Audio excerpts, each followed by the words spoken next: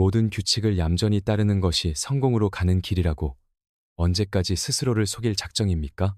현실은 그저 규칙을 깨부수는 자들의 발판 노릇을 하고 있을 뿐인데 말입니다. 가만히 생각해 보십시오. 여러분도 느끼고 계시지 않습니까? 아무리 노력하고 아무리 규칙을 철저히 지켜도 이 세상이라는 게임이 처음부터 당신에게 불리하게 조작되어 있다는 그 끈질기고 불편한 느낌 말입니다. 당신의 절반도 안 되는 재능과 얄팍한 도덕성을 가진 자들이 성공의 사다리를 오르는 것을 당신은 지켜봅니다. 반면 모든 것을 올바르게 해온 당신은 제자리에 멈춰서서 영원히 오지 않을 보상만 기다리고 있습니다. 세상은 공정하고 선은 항상 승리하며 미덕이 곧 권력을 얻는 길이라고 사람들은 말했습니다. 하지만 그것은 새빨간 거짓말입니다. 세상은 정직함에 보상하지 않습니다. 세상은 오직 전략에만 보상합니다. 우연한 불공정처럼 보이는 것들은 사실 아주 치밀하게 설계된 시스템입니다. 사회는 강력하고 주체적이며 위험한 개인을 길러내도록 설계되지 않았습니다. 그저 당신을 예측 가능하고 통제하기 쉬우며 써먹기 좋은 부품으로 만들려 할 뿐입니다. 당신은 태어날 때부터 보이지 않는 훈련소에서 길러졌습니다. 그곳에서 당신에게 주어진 규칙이라는 것들은 사실 당신을 다잡매는 수갑이었습니다. 친절해라, 겸손해라, 너의 차례를 기다려라. 그들은 이것을 도덕과 훌륭한 가정교육이라고 부르지만 그 진짜 의미는 바로 통제입니다. 니콜로 마키아벨리는 수백 년 전 르네상스 시대 이탈리아의 피비린내 나는 권력의 암투를 지켜보며 이 사실을 깨달았습니다. 시스템은 선량한 사람을 외면하는 것이 아닙니다.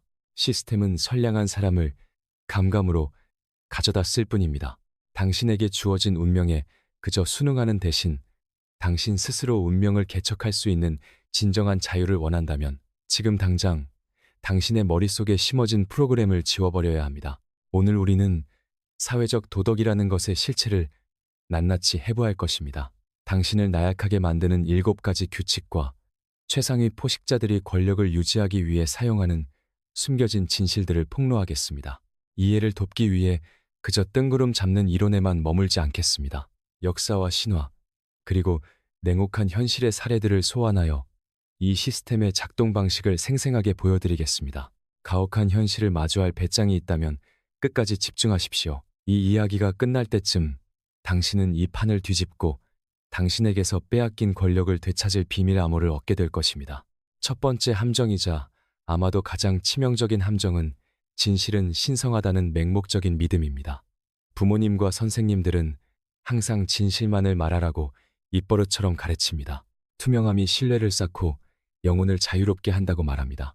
하지만 권력의 총알이 빗발치는 진짜 현실 세계에서 걸러지지 않은 진실은 당신을 자유롭게 하는 대신 오히려 당신을 감옥에 가둡니다. 트로이 전쟁을 떠올려 보십시오. 무식한 힘이나 명예로운 정면 승부로는 트로이의 성벽을 뚫을 수 없었던 그리스인들은 속임수를 선택했습니다. 만약 그들이 자신들의 의도를 솔직하게 밝혔다면 전쟁은 영원히 끝나지 않았거나 결국 패배하고 말았을 것입니다. 대신 그들은 거대한 목마를 만들었습니다. 그것은 재물이자 선물이자 역사상 가장 위대한 거짓말이었습니다. 그리스인들의 진짜 진실은 도시를 파괴하겠다는 의도였지만 그들의 전략은 종교적 헌신으로 칠해진 나무 껍질 속에 그 의도를 숨기는 것이었습니다. 의식의 순수성을 순진하게 믿었던 트로이인들은 자기 손으로 파멸을 집안으로 끌어들이고 말았습니다. 잘못된 사람에게 진실을 드러내면 당신은 그들에게 당신을 공격할 무기를 쥐어주는 꼴이 됩니다. 당신의 아이디어를 너무 일찍 발설하면 결국 도둑맞고 맙니다. 발명가 니콜라 테슬라를 생각해 보십시오. 그는 인류를 돕겠다는 이상주의에 빠져 자신의 발견을 사람들에게 너무나도 솔직하게 털어놓았던 기술의 천재였습니다. 그러나 그는 가난하고 외롭게 생을 마감했습니다. 이제 그를 토머스 에디슨과 비교해 보십시오. 대중의 인식과 특허권이 순수한 발명보다 더 중요하다는 것을 꿰뚫어 본 전략의 대가였습니다. 에디슨은 투명함이라는 게임을 하지 않았습니다. 그는 권력이라는 게임을 했습니다. 당신이 느끼는 모든 것을 털어놓는 순간 당신이 가진 신비로움은 영영 사라집니다. 마키아벨리는 군주란 모름지기, 자신의 의도를 숨기는 법을 배워야 한다고 경고했습니다. 사람들은 사실이 아니라 겉모습으로 판단하기 때문입니다. 사회가 정직함을 찬양하는 이유는 그것이 사람들을 예측 가능하게 만들고 시스템을 안전하게 지켜주기 때문입니다. 지나친 정직함은 현실에서 그저 전략적인 멍청함일 뿐입니다. 그것은 도둑에게 금고의 비밀 지도를 넘겨주는 것과 같습니다. 정직함에는 세 가지 종류가 있습니다. 양심을 위한 도덕적 정직함, 겉보기를 위한 사회적 정직함, 그리고 권력을 위한 전략적 정직함입니다. 대부분의 사람들은 앞에 두 가지에 갇혀 살아갑니다. 하지만 세상을 움직이는 거물들은 정보의 통제력을 엄격하게 행사합니다. 그들은 정보가 곧 돈이자 권력임을 압니다. 필요 없이 입을 열 때마다 당신은 그 귀중한 화폐를 낭비하는 것입니다. 항상 스스로에게 물어보십시오. 이 진실로 인해 이득을 보는 자는 누구인가? 현명한 자는 진실을 수술용 칼처럼 다루며 오직 필요할 때만 예리하게 베어냅니다. 나약한 자는 마치 열린 수도꼭지처럼 진실을 쏟아내며 자신의 솔직함으로 사랑받기를 기대합니다. 하지만 결국 속이 다 읽혀 조종당하는 신세로 전락할 뿐입니다. 진정성이란 모든 것을 발가벗겨 보여주는 것이 아닙니다. 필요한 것만 보여주고 전략적인 부분은 철저히 숨기는 것입니다. 마키아벨리는 이렇게 말했습니다. 모든 사람은 당신이 어떻게 보이는지를 본다. 그러나 당신의 진짜 모습을 겪어보는 사람은 극소수다. 당신의 이야기를 스스로 통제하십시오. 당신의 입지를 강화하는 것만 드러내고 당신의 약점을 노출하는 것은 철저히 숨기십시오. 경계가 없는 정직함은 자기 파괴입니다. 철저히 계산된 정직함만이 권력입니다. 우리를 통제하는 두 번째 규칙은 남들과 똑같아지라는 강요입니다. 어릴 때부터 사람들은 당신에게 눈에 띄지 않는 법을 가르칩니다. 평범하게 살아라. 무리에 섞여라. 튀는 행동은 하지 마라. 그들은 그것을 소속감이라고 포장하지만 사실 그것은 철저한 복종입니다. 이 맥락에서 안전이라는 말은 곧 투명 인간이 되라는 뜻입니다. 틀에 완벽하게 들어맞는 순간 당신은 언제든 교체 가능한 기계의 톱니바퀴로 전락합니다. 사회는 남들과 똑같아지는 것을 질서 유지 명목으로 칭송합니다. 하지만 질서는 자유가 아니라 통제입니다. 시스템은 생각하는 사람을 원하지 않습니다. 그저 남들을 따라하는 거울을 원할 뿐입니다. 갈릴레오 갈릴레이의 이야기를 예로 들어보겠습니다. 그는 그 시대의 상식에 정면으로 도전하는 진실을 보았습니다. 바로 지구가 태양 주위를 돈다는 사실이었습니다. 교회로 대변되는 당시 사회는 그에게 수능을 요구했습니다. 갈릴레오는 목숨을 구하기 위해 자신의 발견을 공개적으로 부정하는 마키아벨리적인 최고의 지략을 발휘했습니다. 그리고 전설에 따르면 그는 속으로 그래도 지구는 돈다라고 중얼거렸다고 합니다. 그는 죽은 순교자가 되는 것은 과학에 아무런 도움이 되지 않는다는 것을 알았습니다. 겉으로는 순응하는 척하면서 어둠 속에서 자신의 연구를 계속하는 살아있는 현자가 기존 체제에는 훨씬 더 치명적이고 위험한 존재입니다. 마키아벨리는 사회의 안정이 다름을 억압하는 데서 온다는 것을 이해했습니다. 스스로 생각하는 자는 체제를 위협하고 맹목적으로 복종하는 자는 체제를 연명하게 합니다. 이것이 바로 평범함이 표준이 된 이유입니다. 대다수의 사람들이 그저 그런 삶을 사는 것은 지능이 모자라서가 아니라 무리에서 벗어날 용기가 없기 때문입니다. 사람들은 생각하지 않고 모방합니다. 그리고 누군가 정해진 대본을 거부하면 벌떼처럼 달려들어 공격합니다. 자유로운 개인은 수능주의자들의 비겁함을 비추는 거울이기 때문입니다. 이것은 마치 양동이 속의 개와 같은 심리입니다. 한 마리가 위로 기어 올라가 탈출하려 하면 다른 개들이 그를 밑으로 끌어내립니다. 자신들이 살기 위해서가 아니라 단 한 마리도 눈에 띄지 못하게 만들기 위해서 말입니다. 하지만 진정한 힘은 남들과 다름에서 시작됩니다. 역사의 모든 제국과 혁명은 틀에 맞지 않는 누군가로부터 시작되었습니다. 틀에 맞추기를 거부하는 것은 무모함이 아니라 뚜렷한 의도입니다. 그것은 철저히 혼자가 되더라도 진짜 자신의 모습을 지켜내는 힘을 갖는 것입니다. 마키아벨리는 고독을 두려워하지 않는 자가 가장 위험한 인물이라는 것을 알았습니다. 그런 사람은 사회적 배척 따위로는 통제할 수 없기 때문입니다. 독창적이라는 것은 필연적으로 오해받는다는 뜻입니다. 자유롭다는 것은 대다수의 사람들이 결코 당신을 이해하지 못할 것임을 기꺼이 받아들이는 것입니다. 당신의 목표는 세상에 받아들여지는 것이 아니라 누구도 부정할 수 없는 존재가 되는 것입니다. 군중은 홀로 걷는 자를 두려워합니다. 그는 예측할 수 없기 때문입니다. 그러니 누군가 당신에게 평범하게 살라고 말한다면 속으로 미소 지으십시오. 그것은 당신이 이미 그들보다 우위에 있다는 명백한 신호입니다. 세 번째 거짓말은 겸손에 관한 것입니다. 분수를 알고 현실을 직시하라고 사람들은 말합니다. 겸손은 미덕으로 포장되어 팔리지만 사실 그것은 싹을 자르기 위한 억제 전략입니다. 듣기에는 고상해 보일지 몰라도 권력의 게임에서 겸손은 종종 두려움의 위장에 불과합니다. 세상이 지나친 겸손을 찬양하는 이유는 뛰어난 자들을 침묵하게 만들어 평범하고 무능한 자들의 안위를 보장해주기 때문입니다. 훗날 로마의 초대 황제 아우구스투스가 되는 옥타비아누스의 권력 장악 과정을 생각해 보십시오. 로마는 군주제를 혐오했습니다. 왕이라는 단어는 죽음을 불러오는 저주와도 같았고 그의 양아버지 율리우스 카이사르가 그 증거였습니다. 아우구스투스는 노골적인 오만함을 드러내는 실수를 저지르지 않았습니다. 그는 절대 권력을 쥐고 군대와 법을 통제하면서도 왕이라는 칭호는 단호히 거부했습니다. 그는 스스로를 제1의 시민, 즉 프린셉스라고 아주 겸손하게 불렀습니다. 그는 평범하고 수수한 집에 살았고 일반 원로원 의원들처럼 옷을 입었습니다. 그의 이러한 겸손함은 기가 막히게 훌륭한 전략적 위장이었습니다. 겉으로 겸손하게 행동함으로써 그는 율리우스, 카이사르를 죽였던 암살자들을 완벽하게 무장해제시켰습니다. 사회가 그의 공화정적인 겸손함에 박수갈채를 보내는 동안 그는 철저한 독재자로 군림했습니다. 이것이 바로 무기로서의 겸손입니다. 오늘날 당신이 성공하기 시작할 때 사람들이 자만하지 말라고 충고한다면 그것은 당신의 영혼을 지켜주기 위함이 아니라 그들 자신의 나약한 자존심을 지키기 위함입니다. 당신의 당당한 자신감은 그들이 이루지 못한 패배감을 떠올리게 합니다. 마키아벨리는 군주가 모든 미덕을 갖춘 것처럼 보여야 한다고 가르쳤지만 진짜로 뼛속까지 겸손해져 버리면 오히려 포식자들을 불러들일 뿐이라고 경고했습니다. 겸손은 삶의 방식이 아니라 자신을 숨기는 위장복이어야 합니다. 그것은 타인의 질투를 잠재우고 치명적인 공격을 가할 그 순간까지 당신의 야망을 철저히 숨기는 도구입니다.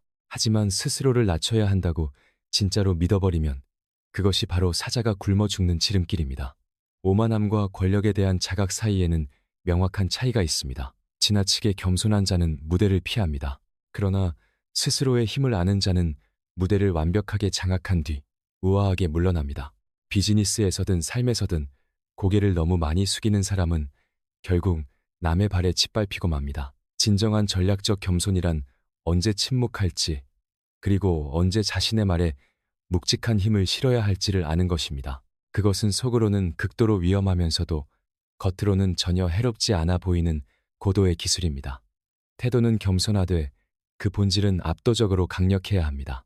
남들이 당신을 과소평가하도록 내버려 두십시오. 남들의 과소평가는 당신의 가장 강력 무기입니다. 겸손을 족쇄가 아닌 갑옷으로 사용하십시오.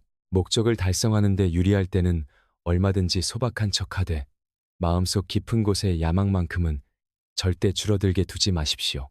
우리를 처맘에는 네 번째 규칙은 무분별한 착함입니다. 모두에게 좋은 사람이 되어라. 평화를 유지하라. 마키아벨리적인 진실은 모든 사람을 기쁘게 하려는 시도는 결국 그 누구에게도 존중받지 못하는 결과를 낳는다는 것입니다. 그저 수동적인 좋은 사람이 되는 것은 미덕이 아닙니다. 그것은 비겁함이며 당신을 착취하라는 초대장입니다. 이것을 뼛속 깊이 이해하려면 마키아벨리가 우상으로 삼았던 체살의 보르자의 사례를 보십시오. 보르자가 로마냐 지역을 정복했을 때 그곳은 약하고 착해 빠진 영주들이 방치한 결과 도적대와 대혼란으로 들끓고 있었습니다. 보르자는 알량한 착함 따위로는 이 사태를 해결할 수 없다는 것을 알았습니다. 그는 잔인하고 효율적인 레미로데 오르코를 총독으로 임명하고 그에게 모든 권력을 쥐어주었습니다. 레미로는 범죄자들의 목을 베고 극도의 공포를 심어주는 무자비한 방식으로 지역을 평정했습니다. 평화는 회복되었지만 보르자는 사람들의 분노가 레미로를 향하고 결국 자신에게까지 화살이 돌아올 것임을 알고 있었습니다. 그래서 보르자는 그저 착한 사람이 아닌 유능한 지배자가 무엇인지 보여주는 신의 한 수를 던졌습니다. 그는 레미로데 오르코의 몸을 반으로 가르고 피 묻은 칼과 나무 토막과 함께 광장에 전시해버렸습니다. 이 단 한 번의 행동으로 그는 레미로의 잔인함에 복수하며 백성들을 만족시켰고 동시에 자신의 압도적인 힘을 과시하며 그들을 공포에 떨게 만들었습니다. 그는 잔인함을 이용해 질서를 만들었고 정의를 내세워 충성심을 이끌어냈습니다. 만약 그가 처음부터 그저 착하기만 했다면 로마냐는 영원한 생지옥으로 남았을 것입니다.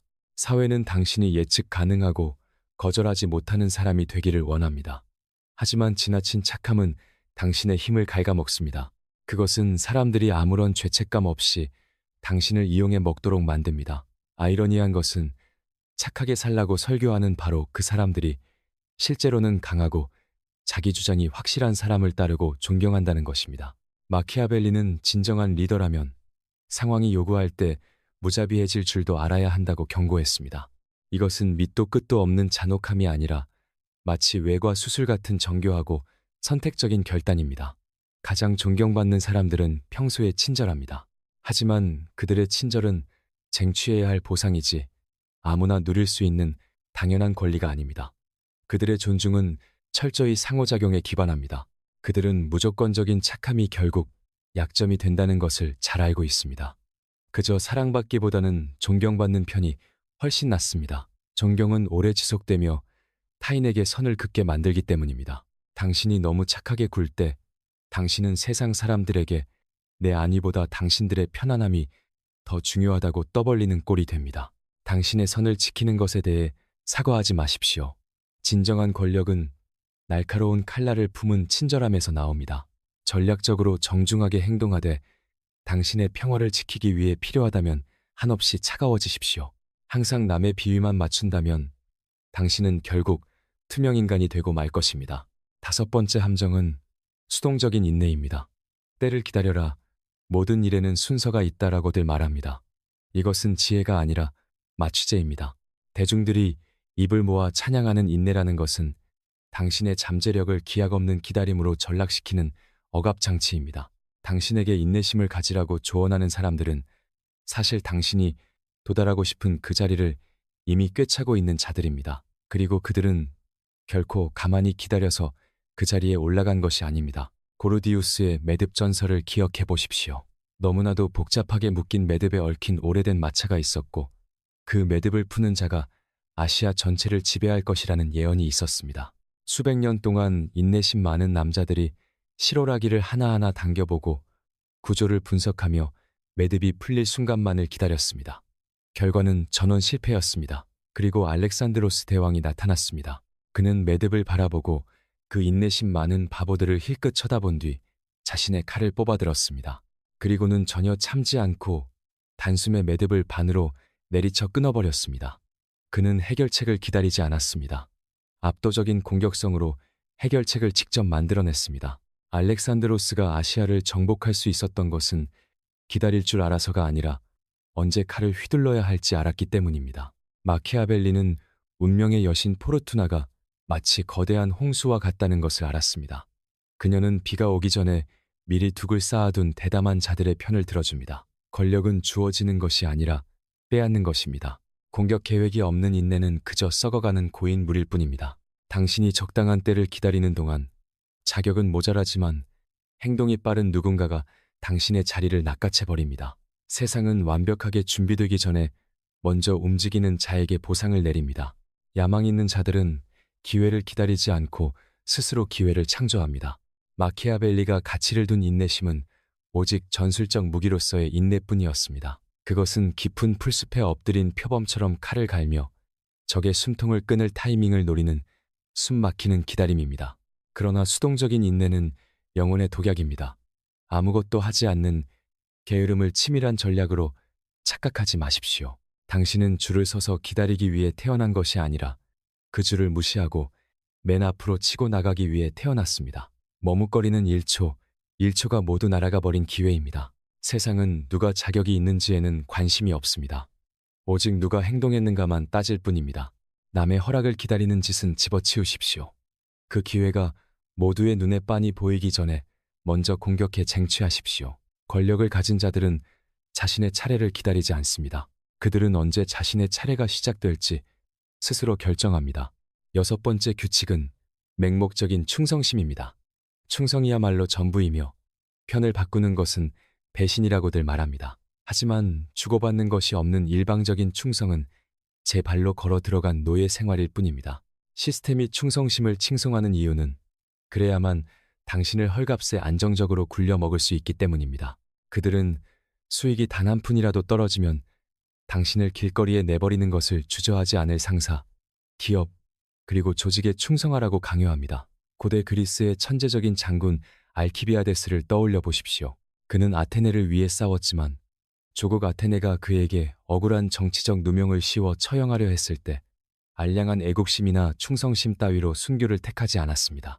그는 곧장 적국인 스파르타로 망명하여 그들이 아테네를 박살내도록 도왔습니다. 그리고 스파르타가 다시 그를 등지자 이번에는 페르시아로 넘어갔습니다. 알키비아데스가 충성한 대상은 오직 그 자신의 생존과 위대함뿐이었습니다. 그의 삶은 논란의 여지가 많지만 자신을 파괴하려는 조직에 맹목적으로 충성하는 것은 자살행위와 같다는 뼈저린 진실을 보여줍니다. 조직이나 국가에는 심장이 없습니다. 오직 이익만이 존재할 뿐입니다.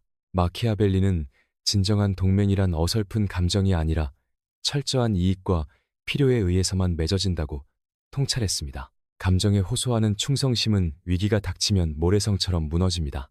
오직 상호 이익에 기반한 충성만이 끝까지 살아남습니다. 당신은 오직 당신의 목표와 가치를 지켜주는 대상에게만 충성해내야 합니다.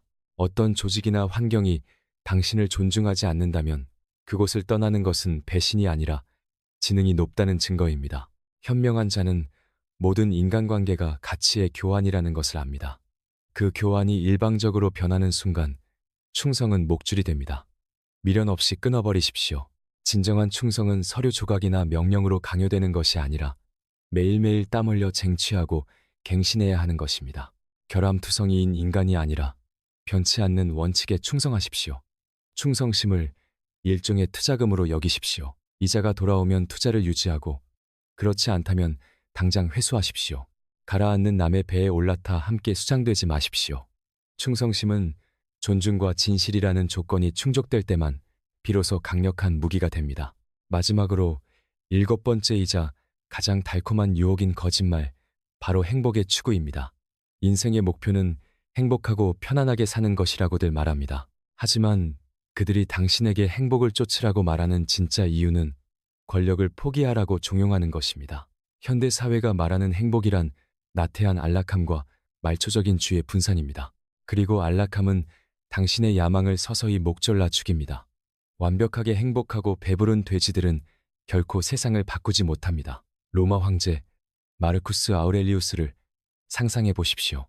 그는 지구상에서 가장 강력한 권력을 가진 사나이였습니다. 그는 매일 밤 화려한 연회를 열며 와인과 쾌락이라는 쾌락주의적 행복만을 쫓으며 평생을 보낼 수도 있었습니다. 그러나 대신 그는 재위기간의 대부분을 게르마니아에 얼어붙은 최전방에서 보냈습니다. 죽음과 전염병에 둘러싸인 채 잔혹한 전쟁을 치르며 흔들리는 촛불 아래서 자신의 명상록을 써 내려갔습니다. 현대인들이 말하는 실없는 웃음을 짓고 편안하게 사는 의미의 행복과는 거리가 멀었습니다. 그는 뼛속까지 지쳐 있었지만 동시에 완벽한 성취감을 느꼈습니다. 그에게는 뚜렷한 목적이 있었습니다. 그는 의무를 다하고 자신의 내면을 단련하는 것이 찰나의 쾌락보다 훨씬 우위에 있다는 것을 깨달았던 것입니다. 마키아벨리와 역사 속 위대한 전략가들은 진정한 위대함이 팽팽한 긴장, 피 튀기는 갈등, 그리고 그것을 극복하는 과정에서 탄생한다는 것을 알고 있었습니다. 진짜 성장은 뼈를 깎는 고통을 수반합니다. 그것은 끝없는 기쁨이 아니라 숨이 턱끝까지 차오르는 저항과 같습니다. 사회가 안락함을 최고의 이상으로 포장해 파는 이유는 그저 수동적으로 지갑을 여는 소비자를 양성하기 위해서입니다. 그러나 진정한 성취는 쾌락이 아니라 목적에서 옵니다. 강자들은 행복이 목적지가 아니라 그저 땀 흘린 뒤에 떨어지는 부산물에 불과하다는 것을 너무도 잘 압니다. 당신은 압도적인 능력과 힘을 추구하십시오. 행복은 마치 피투성이가 된 전사에게 잠시 주어지는 꿀맛 같은 휴식처럼 그 사이사이에 찾아오는 것이지 전쟁의 궁극적인 목표가 될 수 없습니다. 당신의 목표는 매 순간 실없이 행복하게 웃는 것이 아니라 완벽하게 자유롭고 독립적인 지배자가 되는 것입니다. 그리고 자유를 얻기 위해서는 지독한 불편함을 묵묵히 견뎌내는 압도적인 능력이 필요합니다. 얼마나 자주 웃었는지로 당신의 인생을 평가하는 가벼운 짓은 그만두십시오. 대신 당신이 무엇을 이룩했고 얼마나 무거운 짐을 견뎌냈는지로 스스로의 가치를 증명하십시오. 행복은 미끼이고 목적은 당신을 끌어올릴 낚싯바늘입니다. 당신이 미친 듯이 행복을 갈구하는 그 구차함을 버리는 순간 당신은 그 누구도 막을 수 없는 존재가 됩니다. 아마 이쯤에서 대다수의 사람들은 이미 영상을 끄고 포기했을 것입니다. 그들은 다시 귀여운 고양이 영상과 유행하는 춤 영상으로 그들을 순한 양으로 만들어버리는 그 달콤한 디지털 마취제로 돌아갔을 것입니다. 하지만 당신은 아직 이 이야기를 듣고 있습니다. 당신의 집중력이 이 마지막 순간까지 살아남았다는 사실은 결코 사소한 일이 아닙니다. 그것은 당신이 가진 잠재적 권력을 증명하는 가장 확실한 진단서입니다. 이것이 바로 구경꾼과 정복자, 비참한 피해자와 역사의 주인공을 가르는 결정적인 차이입니다. 당신은 이 세기에서 가장 희귀하고 값비싼 자원, 바로 집중력을 가지고 있다는 것을 스스로 증명해냈습니다. 자, 이제 마지막 도발이자 오늘 밤 당신을 잠 못 이루게 할 질문을 던지겠습니다. 진실을 알고도 아무 행동도 하지 않는 것은 무지한 것보다 훨씬 더 끔찍한 죄악입니다. 왜냐하면 이제 당신이 제자리에 멈춰 있는 것은 무지가 아니라 당신의 비겁한 선택이기 때문입니다. 이토록 선명해진 현실 앞에서 당신은 이제 무엇을 하시겠습니까? 빨간 약은 이미 삼켜졌습니다. 매트릭스의 결함이 당신의 눈앞에 드러났지만 그깟 규칙들을 조금 이해했다고 해서 당신이 곧장 자유로워지는 것은 아닙니다. 규칙은 산산조각 낼 때만 비로소 당신을 자유롭게 합니다. 당신의 팔다리를 조종하는 보이지 않는 실을 못 본 척하며 다시 멍청한 양떼의 무리로 돌아가시겠습니까? 아니면 칼을 뽑아들어 그 실을 단숨에 끊어버리시겠습니까? 만약 당신이 이 게임의 법칙을 완벽하게 이해한 극소수의 사람 중 한 명이라면 댓글로 당신의 존재를 증명하는 신호를 남기십시오. 의미 없는 칭찬이나 빈말은 적을 필요 없습니다. 그저 나는 실이 보인다라고만 적으십시오. 이 한 문장이 당신이 더 이상 꼭두각시가 아니며 당신의 정신은 절대 해킹당하지 않는다는 것을 증명하는 우리만의 비밀 암호가 될 것입니다. 이 이야기가 당신의 심장 깊은 곳에 울려 퍼지는 전쟁의 나팔 소리처럼 느껴졌다면 좋아요 버튼을 누르고 구독하십시오. 유튜브 알고리즘 따위를 위해서가 아닙니다. 썩어 빠진 세상에 대항하는 하나의 저항 운동으로서 누르라는 말입니다. 당신이 누른 좋아요 하나는 평범함이라는 짙은 안개 속에서 길을 잃은 다른 이들에게 이곳에 탈출구가 있음을 알리는 희망의 연기 신호가 될 것입니다. 그리고 만약 당신이 얄팍한 이론을 넘어 당신 스스로의 완벽한 상승을 위해 인생을 걸 각오가 되었다면 채널의 멤버십에 가입하십시오. 이것은 국어라는 기부금이 아닙니다. 당신의 뇌를 리셋하기 위한 가장 확실한 투자이자 최상위 포식자들의 은밀한 내부 서클로 들어가는 특별한 입장권입니다. 명심하십시오. 삶이라는 거대한 연극 무대 위에서 구경꾼들의 싸구려 박수갈채 따위는 기다리지 마십시오. 당신은 오직 언제 이 연극의 막을 내릴지 결정하는 막강한 통제권만을 기다려야 합니다. 환상은 끝났습니다. 이제 당신의 지배가 시작됩니다.